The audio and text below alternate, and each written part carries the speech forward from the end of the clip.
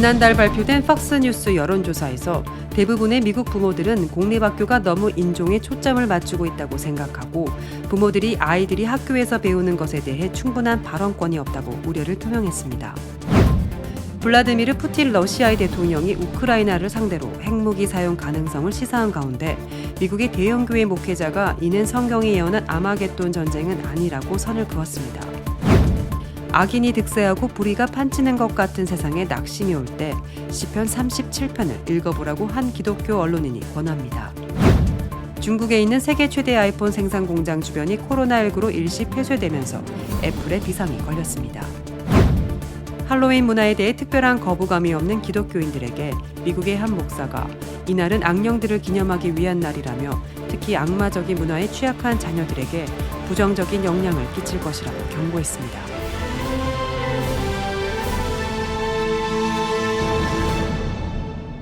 첫 번째 소식입니다. 이번 중간선거에서 미국의 부모들에게 가장 큰 관심거리는 공교육의 상태였습니다. 미국 크리스천 포스트는 지난달 발표된 팍스뉴스 여론조사를 인용해 대부분의 미국 부모들은 공립학교가 너무 인종에 초점을 맞추고 있다고 생각하고 부모들이 아이들이 학교에서 배우는 것에 대해 충분한 발언권이 없다고 우려를 표명했다고 보도했습니다. 이 여론조사는 중간선거를 앞두고 미국이 당면한 다양한 현안에 대한 유권자 1206명의 의견을 물은 것으로 지난달 9일에서 12일 실시된 것입니다. 첫 번째 질문은 응답자에게 학교에서 인종에 대한 초점이 너무 많이 집중되어 있는지를 묻는 질문에 전체 표본의 60%가 그렇다고 응답했으며 36%는 인종에 초점을 맞추는 것이 문제가 되지 않는다고 대답했습니다. 설문조사의 두 번째 질문은 미국 유권자들에게 학교에서 가르치는 내용에 대해 충분한 발언권이 없는 부모가 문제라고 생각하는지 물었고 70%의 부모가 자녀가 학교에서 배운 내용에 대해 발언권이 부족하다고 생각한다고 대답했습니다. 트랜스젠더 학생에 대한 지나치게 수용적인 정책을 묻는 질문에 응답자의 60%는 그러한 정책을 문제로 꼽았고 35%는 그렇지 않다고 대답했습니다. 또한 이번 조사에서는 교육위원회의 도서 금지가 주요 문제라고 생각하는지 여부를 묻는 설문조사에서도 도서 금지를 문제로 본다는 응답이 77%, 반대가 20%였습니다. 한편 응답자의 47%는 민주당원이 학교에서 가르치는 내용을 의회에서 다룰 것이라고 신뢰했습니다. 또 엄마의 49%는 민주당원이 교육 문제를 더 잘 처리할 것이라 믿었고 46%는 공화당이 더 나을 것이라고 생각했습니다. 설문조사에서 이러한 교육에 관한 질문은 미국 정치에서 이 문제의 중요성이 커지고 있음을 반영합니다. 블라디미르 푸틴 러시아의 대통령이 우크라이나를 상대로 핵무기 사용 가능성을 시사한 가운데 미국의 대형교회 목회자가 이는 성경이 예언한 아마겟돈 전쟁은 아니라고 선을 그었습니다. 미국 캘리포니아 하비스트 크리스천 펠로우십 교회 담임 목사인 그렉 로리는 최근 미국 크리스천 포스트에 아마겟돈이 가까이 온 것일까라는 칼럼을 기고했습니다. 그는 칼럼에서 지난 6일 조 바이든 미국 대통령이 뉴욕에서 열린 민주당 상원 선거위원회 행사에서 핵, 아마겟돈의 위험은 1962년 쿠바 미사일 위기 이후 최고 수준이라고 말한 것을 인용했습니다.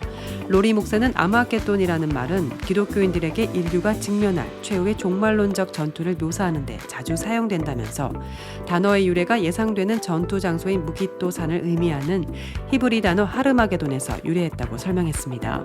그는 푸틴의 위협으로 무슨 일이 일어나든 이것이 성경의 아마겟돈이 될 수 없음을 이해해야 한다면서 그 일은 성경에서 7년 대환란기라고 부르는 기간이 끝날 때까지 치러질 일련의 전투다. 이는 적그리스도의 출현으로 시작되어 예수 그리스도의 재림으로 끝난다고 정의했습니다. 그렇지만 덧붙여 러시아와 미국이 가장 큰 이해관계가 걸린 이 갈등에 개입한다면 어떻게 될까? 그런 일이 절대 일어나지 않도록 우리 모두 함께 기도하자고 당부했습니다. 그는 어떤 비상 상황이든 준비보다 더 중요한 것은 없다. 백악관에서부터 그 아래에 위치한 우리 지도자들이 이 갈등을 즉시 축소시킬 만한 모든 일을 하기를 기도한다며 하지만 남은 우리들은 영혼을 어디서 보낼지 아는 것이 극히 중요하다라고 권면했습니다. 살아가면서 신앙도 없고 불의하게 보이는 사람들이 더 승승장구하며 잘 살고 있는 것을 볼 때 우리는 의문이 듭니다. 하나님께서는 왜 저들을 심판하지 않으실까요?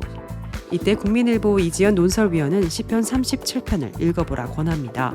시편 37편은 많은 사람을 혼란스럽게 하는 악인의 형통과 의인의 고난이란 주제의 시입니다. 다윗은 하나님의 뜻에 따라 성과 의를 행하는 삶은 세상의 가치관으로 볼 때 결실이 없어 보이지만 결국 의인의 결말은 하나님의 인정과 구원을 통해 영원한 삶을 보장받는다고 노래합니다. 이 논설위원은 악한 이들이 성공하고 번영하는 것을 보아도 정의가 당장에 실현되지 않는 것 같고 빛나지 않을지라도 여전히 하나님이 우리 앞에 계신다는 것을 잊지 말고 걸어가라 권면합니다. 하나님께서 우리에게 가장 좋은 것을 적당한 시기에 이루어 주실 것이기 때문입니다. 그는 또한 이 시를 읽으며 스스로의 마음을 글로 옮겨볼 것을 제안합니다. 본문 중에서 의인과 악인을 묘사한 부분을 옮겨 적어보고 자신이 생각하는 의인과 악인은 어떤 사람인지 직접 글로 써볼 것을 권합니다. 의인은 어떤 사람일까요? 생각해 봅시다. 중국에 있는 세계 최대의 아이폰 생산 공장 주변이 코로나19로 일시 폐쇄되면서 애플에 비상이 걸렸습니다. 연합뉴스에 따르면 중국 당국이 지난 2일 정오부터 정저우시의 폭스콘 공장에 있는 산업단지에 대해 7일간 폐쇄 명령을 내리면서 아이폰 생산에 차질이 불가피해졌기 때문입니다. 코로나19 환자가 하루 만에 95명에서 359명으로 급증한 데 따른 조치입니다. 이번 조치가 폭스콘 공장에 어떤 직접적인 영향을 끼쳤는지는 알려지지 않았습니다. 그러나 노동자들이 공장을 벗어나고 있는 것으로 전해지고 있습니다. 대만에 본사를 둔 폭스콘은 애플 아이폰의 최대 생산업체입니다. 정저우 폭스콘 공장은 아이폰 14 시리즈의 80%를, 아이폰 14 프로의 85% 이상을 생산합니다. 아이폰 판매는 애플 전체 매출의 약 절반을 차지합니다. 그렇지 않아도 애플로서는 아이폰 매출이 시장의 기대만큼 올라오지 않아서 애간장을 태우고 있는 실정이었습니다. 지난 3분기 매출과 순이익은 모두 월가 예상치를 넘어섰지만 아이폰 판매는 시장 기대치를 충족하지 못했습니다. 이날 뉴욕 증권거래소에서 애플 주가는 전날보다 1% 이상 내렸습니다. 3분기 실적 발표 다음 날인 지난달 28일 7.6% 급등한 이후 3거래일째 약세입니다. 할로윈 문화에 대해 추수감사절처럼 일종의 명절로 생각하며 특별한 거부감 없이 참여하는 기독교인들이 많습니다. 미국 노스캐롤라이나주 롤리에 위치한 리제너레이션 템플교회 찰스 워싱턴 담임 목사는 크리스천 포스트를 통해 이러한 할로윈 축제를 반대하는 기독교적 견해를 밝혔습니다. 미국 오순절 기독교 교단인 하나님의 성회 소속인 그는 할로윈의 기원을 이해하고자 연구해본 결과 이날은 악령들을 기념하기 위한 날이라고 지적했습니다. 그는 할로윈은 특히 악마적인 문화에 취약한 자녀들에게 부정적인 영향을 끼칠 것이라고 경고했습니다. 또 이날은 죽은 자와 산자 사이의 통로가 되는 날이다. 그리고 이때 죽은 영혼들이 인간과 교감하는 것이 더 쉽고 가능성이 높아진다라며 고린도전서 10장 21절을 인용, 기독교 신앙에 따르면 할로윈 기념은 악마의 잔을 마시는 것이라고 지적했습니다. 그러면서 신자인 부모들에게 기독교인은 항상 영적 전쟁을 치르고 있다는 사실을 인식하는 것이 중요하다며 우리가 하는 전쟁은 혈과 육에 대한 씨름이 아니오 영적인 악에 대해 씨름한다는 에베소서 6장 12절을 인용했습니다. 또한 기독교인이 우상숭배, 즉 경건하지 않은 일에 가담한다면 악령의 영향을 더 받기 쉽다며 할로윈 행사에 가담하지 말 것을 촉구했습니다. 한편 올해 미국 라이프웨이 리서치가 개신교 목회자 1000명을 대상으로 실시한 여론조사에서 목회자의 13%만이 교인들에게 할로윈을 기념하지 말 것을 촉구했다고 답했습니다. 반면 목회자 10명 중 7명 이상은 교인들에게 가까운 교회 행사 또는 할로윈을 포함한 가을 축제에 친구나 이웃을 초대할 것을 권장했다고 답했습니다. 다만 목회자의 34%는 할로윈 관습대로 집집마다 사탕이나 초콜릿을 얻는 방문객에게 소책자를 나눠줄 것을 권면했다고 밝혔습니다.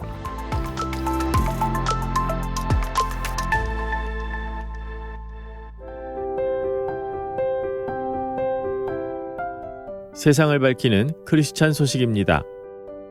전쟁으로 고통받는 우크라이나 국민을 섬기기 위해 동유럽 난민 캠프에 희망 밥차를 보내는 프로젝트가 시작됐습니다. 추위와 굶주림에 시달리는 피난민들에게 각종 식료품을 제공하기 위해서입니다.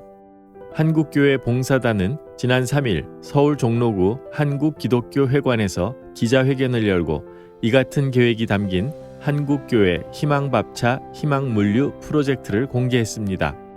한 교봉에 따르면 이번 프로젝트의 목표는 4일 폴란드의 한 난민 캠프로 향하는 1호 밥차를 시작으로 앞으로 난민 캠프 10곳에 밥차를 보내는 것입니다.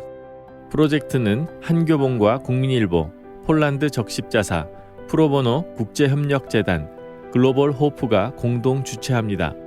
한교봉 대표단장인 김태영 목사는 대한민국이 현재 이태원 참사로 우울과 고통의 날을 보내고 있는데 10개월째 전쟁으로 고통받는 우크라이나 피난민의 마음은 어떻겠느냐고 말했습니다.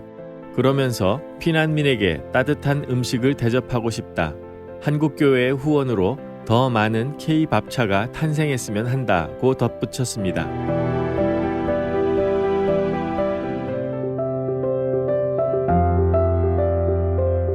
크리스천에게 뉴스는 기도 제목이 됩니다. 오늘의 뉴스를 통해 보는 기도 제목입니다.